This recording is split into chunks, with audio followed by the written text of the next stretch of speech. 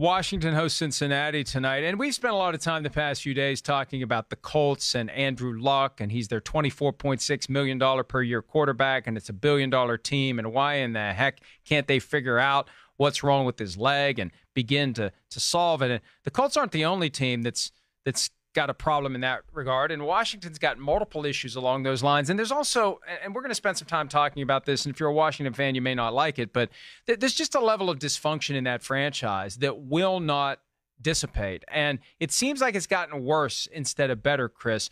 Most recently, this idea that Colt McCoy, who was listed as the number one quarterback on the first depth chart that came out, he's not going to play tonight. He's got lingering soreness in his leg, a leg that he broke last year. And Jay Gruden, the coach of the team, admitted back in March that maybe they rushed him back to try to see if he'd be ready for the playoffs, if they could pull it all together and hold it together, because they got off to a good start last year before Alex Smith suffered his badly broken leg.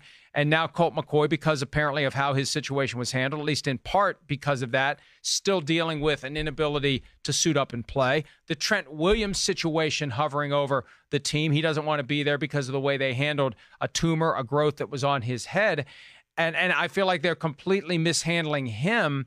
I just, look, I understand they're trying to get a new stadium, and Bruce Allen has value when it comes to that, but this team is essentially led by Bruce Allen, and it just feels like they cannot get out of their own way. Even going back to Kirk Cousins and how they handled that. That's where it starts. McCloughan, right. When Scott McCloughan was doing a great job of amassing talent, they came up with what I believe is a trumped-up reason to get rid of him. It's just one after another. It's amazing they win any games. Well, I think, it looked like there for a few years that, Jay Gruden's kind of got things in order there, and everything's looking good. But you said it. I think the Kirk Cousins thing is the jump-off to where it's led to, the last 2 years of not a great look there in Washington, for lack of a better phrase. It's certainly not a great look. And I think the questioning of, the training staff, the weight staff, the weight room staff, all that. I mean, hey, the facts are, yes, there's issues with guys getting healthy. The Washington Redskins have been one of the most injured teams in football the last 2 years. I believe they had more starting line, offensive line combinations than any other team in football last year. There's been a number of issues. And I know some of it's bad luck, but at some point, you got to readjust things and maybe change what you're doing to maybe change that luck. And the Trent Williams situation, I don't see the Redskins winning this argument. And he doesn't want to play there. I don't think Donald Penn goes and signs with that team at left tackle unless he got word from Trent Williams that I'm not coming back. And, the Redskins, I don't know what to think of them right now.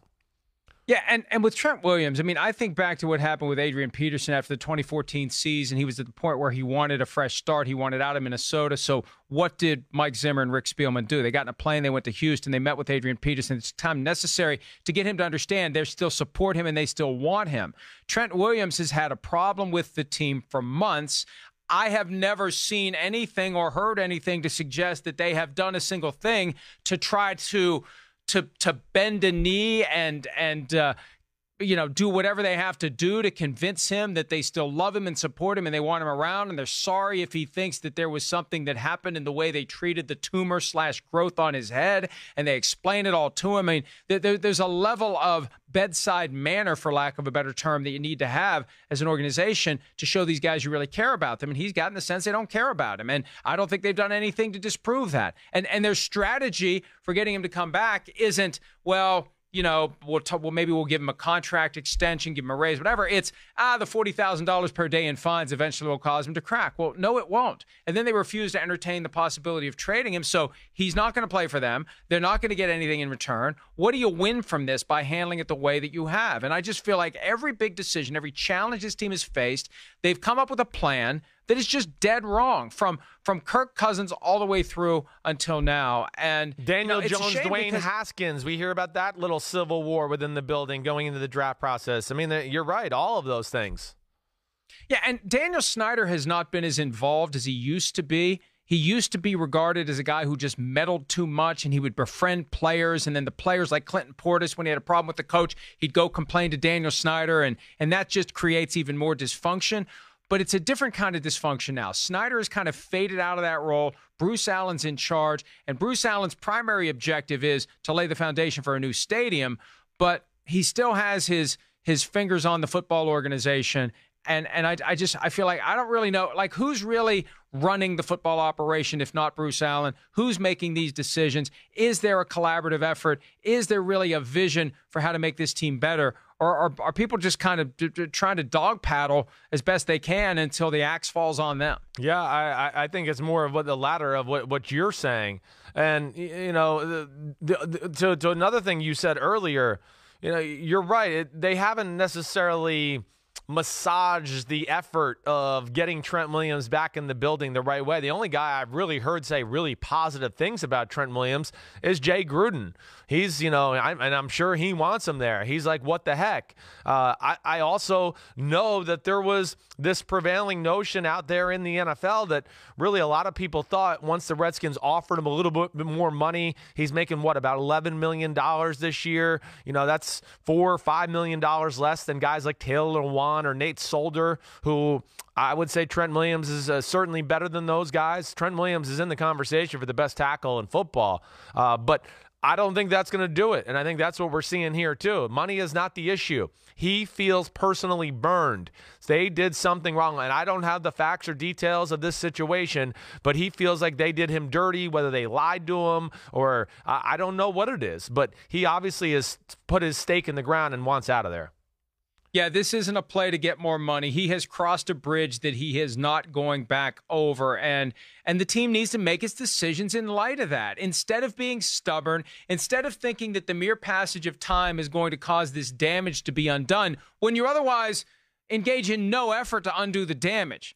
I know the passage of time can be very helpful in certain contexts, but you can't just sit back and say, oh, we'll wait for him to show up. You have to do something to affirmatively make it right, or he's never going to show up. And then meanwhile, if there are trade opportunities, those are going to potentially not be as good later in the year as they could be right now. But, you know, the trade deadline isn't until late October, and maybe at some point they'll realize he isn't coming back and we better get what we can. But I could see this group being sufficiently hard-headed, Chris, that they don't even trade him. That look, we're sending a message here. Whatever the message is, they're sending a message. And they're getting nothing out of Trent Williams in return for that message. So they better believe it's a very valuable message. I don't know how valuable it is, but they're giving up a lot potentially to send that message. Yeah, they you know, what do I want to say? Misgauged or, you know, misunderstood the situation here in totality. Because a little bit, too, the value of Trent Richardson on the trade market, it's going to go down. I mean, you know, the fact that they didn't really get a good hold